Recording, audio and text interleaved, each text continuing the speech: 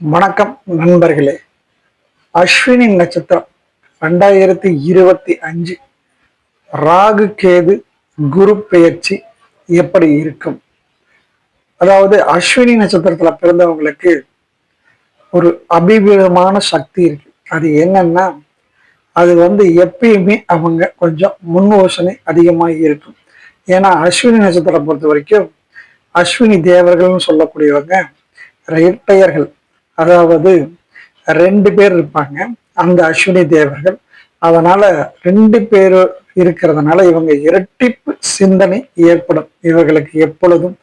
அதே மாதிரி இந்த நட்சத்திரக்காரர்களுக்கு எது நடந்தாலும் இரட்டிப்பான பலன்களே கிடைக்கும். ஒன்று சந்தோஷம் நடந்தாலும் சரி, இல்லை கஷ்டங்கள் வந்தாலும் சரி, இரட்டிப்பான பலன்களை எல்லாமே இவர்களுக்கு கொடுக்கும். இந்த அஸ்வின் நட்சத்திரத்துல கேதுவோட அம்சத்துல இவங்க பிறந்தவங்க. இவங்க மிகச்சிறந்த ஒரு ஞானத்தை உடையவர்கள் என்று சொல்லலாம். எதையும் முன்னாடி யோசிக்கக்கூடிய திறமை உள்ளவர்கள் தான் இந்த அஸ்வினி நட்சத்திரங்கள்.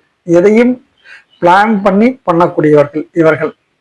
இவர்களுக்கு உரிய தெய்வம் என்று சொன்னால் அது பார்த்தீங்கன்னா உங்களுக்கு அஸ்வநாதர்னு சொல்லலாம். அது புதுக்கோட்டை மாவட்டம் அறந்தாங்கில் உள்ள அருகில் உள்ள ஆவுடையார் கோயில் என்று சொல்லக்கூடிய ஆத்மநாதேஸ்வரர் கோயிலில் சிவபெருமானே அங்க பாத்தீங்கன்னா இவங்க குதிரை மேல் இருப்பார். ஏன்னா இந்த நட்சத்திரத்தோட அமைப்பு குதிரை போன்ற ஒரு அமைப்பாக இருக்கக்கூடியது.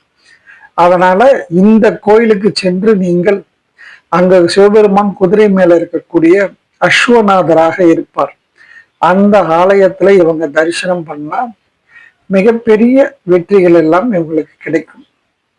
ஏன்னா இந்த ராகு கேது பயிற்சியில இவர்களுக்கு ராகு 11ஆம் இடத்திற்கு வருகிறார். கேது பகவான் 5ஆம் இடத்திற்கு செல்கிறார்.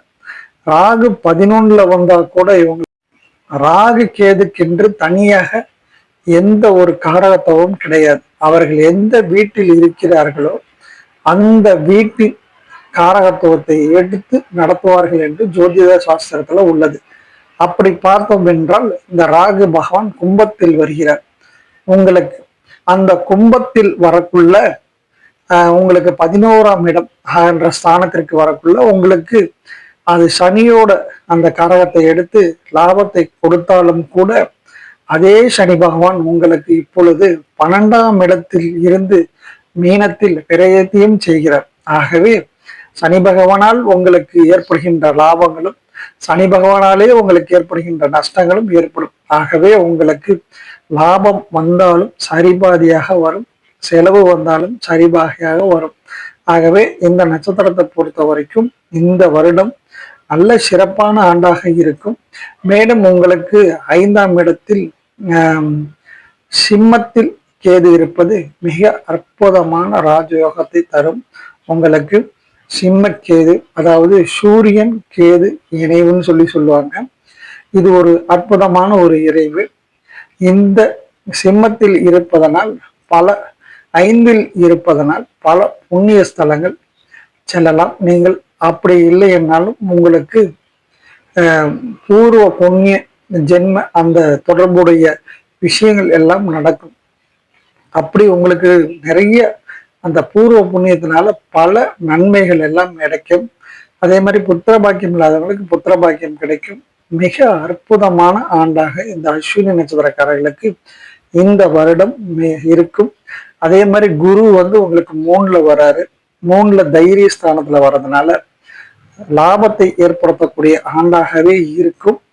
அதே மாதிரி உங்களுக்கு சனி பகவான் 12ல இருக்கிறதுனால சில விரயங்கள் இருந்தாலும் கூட உங்களுக்கு இந்த வருடம் ஒரு மாற்றத்தையும் ஏற்றத்தையும் கொடுத்து உங்களுக்கு ஒரு சிறப்பான ஆண்டாகவே அமையும்.